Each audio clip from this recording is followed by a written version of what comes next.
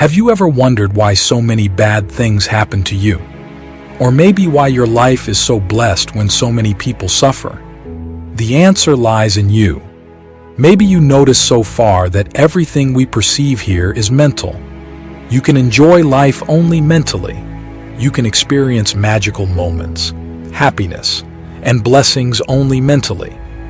Almost all suffering we experience is mental. Without thinking about it, we can experience neither joy nor suffering. So why don't we use our mental power to create what we want? If you are ready to create and experience joy, happiness, and success on purpose, deliberately, then this video is for you. And before we start, feel invited to join our community by subscribing to our channel. It's pretty cool how our brains can work together smoothly, helping us picture what we want for our future without much effort. This mental picture is like a blank canvas where we can practice being the person we want to become, feeling all the emotions that come with it. What's really interesting is that when we feel thankful even before we start healing, or when we feel like we have plenty and deserve good things even before we're actually rich, it starts a big change inside us. It's like just feeling those emotions beforehand starts making good things happen. Loving yourself and being excited about life helps make good things come your way. It's like a magic rule of the universe. When you're open to life's surprises and wonders, you might even have some really amazing experiences. Feeling strong and capable pushes you toward success. Lots of people get stuck waiting for things outside them to change before they can feel happy inside. That's because we're taught to think that way, which makes us feel like we're missing out and alone all the time. But the trick is to feel those good feelings before anything even happens. That's what actually starts making things happen. When your heart and brain work together smoothly, they create this invisible energy field around you, kind of like your own personal Wi-Fi signal. When your brain is in sync with your heart, it sends out vibes based on how you're feeling. It's like your heart is sending out a message about what you want, whether it's about being rich or being healthy, and your brain helps broadcast it out to the world. Our feelings are like the outcome of everything we go through. Epigenetics tells us that our surroundings talk to our genes.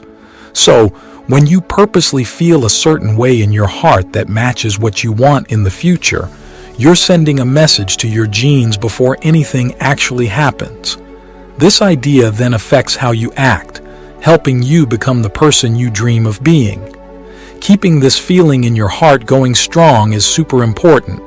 Our studies, which include working with the HeartMath Institute, show that even people new to meditation can change a lot at the smallest level of their bodies after just a week of practice. It seems like their bodies are turning into something new, all because of their strong and steady hearts.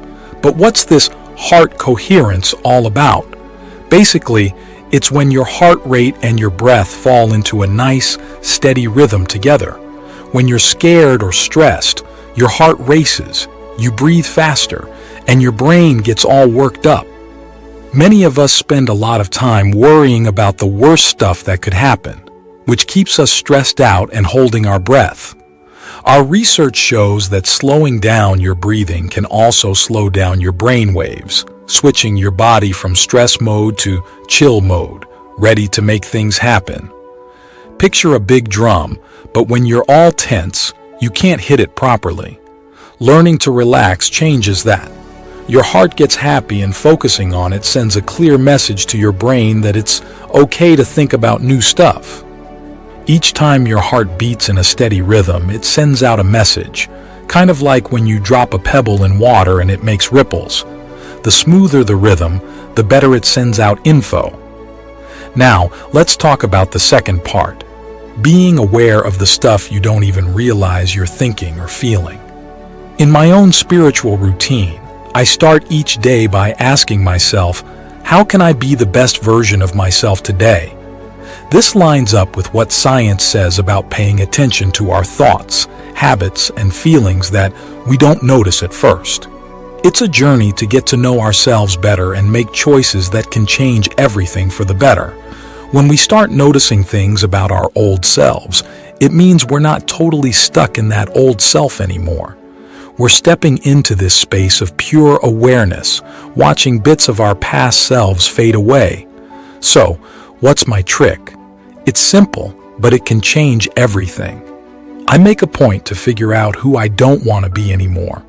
Studies say that by the time we hit 35, almost all of who we are is just habits, attitudes, beliefs, and feelings that we don't even realize we're doing. These habits keep us sort of asleep for most of the day.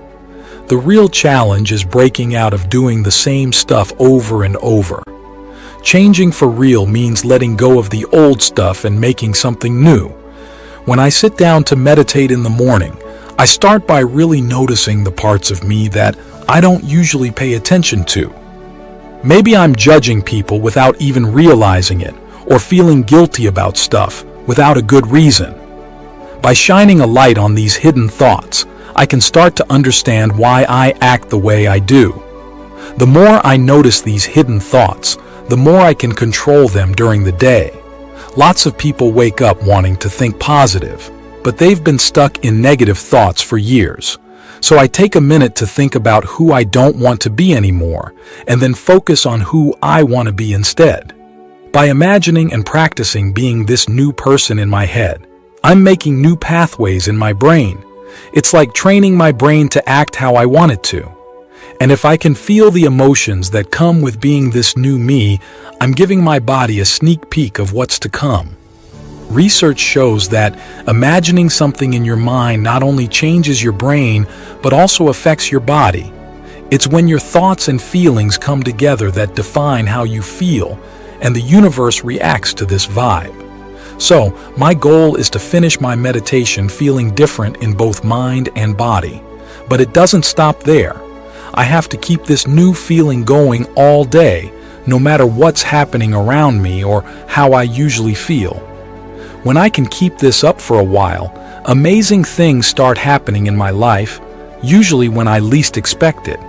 It's like a rule of how things work in the world, and it's what keeps me sticking to my daily routine. For me, I start my day by asking myself, what's the best version of me? I don't stop meditating until I really feel like that person. Sometimes it happens fast, and other times it takes longer. It's not about how long it takes, it's about being really there and feeling different. Some days, my mind is all over the place, thinking about what I need to do later or what's happened before. It can take me a while to bring my thoughts back to right now, but that's the real work, my friends. I've learned that if I keep at it and bring my mind back to the present, no matter where it's wandered off to, it's always worth it. Those moments when I really focus and bring myself back from being distracted are the best. So, I set aside a couple of hours in the morning, not because it always takes that long, but because it gives me time to relax and not worry about the time ticking by. It's my way of making sure I have enough time to connect with myself. Now, let's talk about the third part, being intentional. People sometimes struggle with what it means to be intentional. Let me make it simple. Being intentional means being super clear about what you want. Sounds easy, right? But here's the thing. When we're stressed, we start thinking about all the conditions and rules for what we want. We think, I want this, but only if that happens, and I can't risk this other thing. That's not being intentional. It's trying to control everything. Being intentional is pretty simple, really. It's just about saying, I want this thing, without worrying about keeping everything else the same. When you ask yourself questions like, what would it be like if I had this? Or, what if I were in this situation? It gets your brain's thinking part going. This part of your brain takes a look at everything you know and have experienced and puts it together to make a new idea. Intention might show up as a picture in your head, a symbol, or just a really clear idea. Like, you might imagine a peaceful place to go and relax. This picture has all the details of what you want. As you imagine it, it's like you're living your dream right there in your mind. Surprisingly, your brain can't tell the difference between this pretend experience and real life. It's like you're getting ready for the future without even knowing it. But we're not done yet. Once you've decided what you want, the real magic happens when you add some emotion to it. Why? Because your body listens to how you feel about your thoughts. So, when you feel strong emotions about your intention, your body thinks you're already living that future right now. Your cells, in a way, get ready for what you're imagining. It's like you're changing the story your body's been telling itself, moving from what's happened before to what's going to happen next. This mix of intention and emotion sets the stage for big changes, both inside you and in the world around you. As we go through this journey of discovering ourselves and getting better on purpose, let's remember that we have the power to make our lives what we want them to be. We can change our stories, reprogram our minds, and live the way we really want to. So, let's enjoy this process of change, seeing how we transform when we take charge of our own future. The power to change is in each of us, just waiting to be used. And as we start changing, we can inspire others to do the same, making the world a better place for everyone.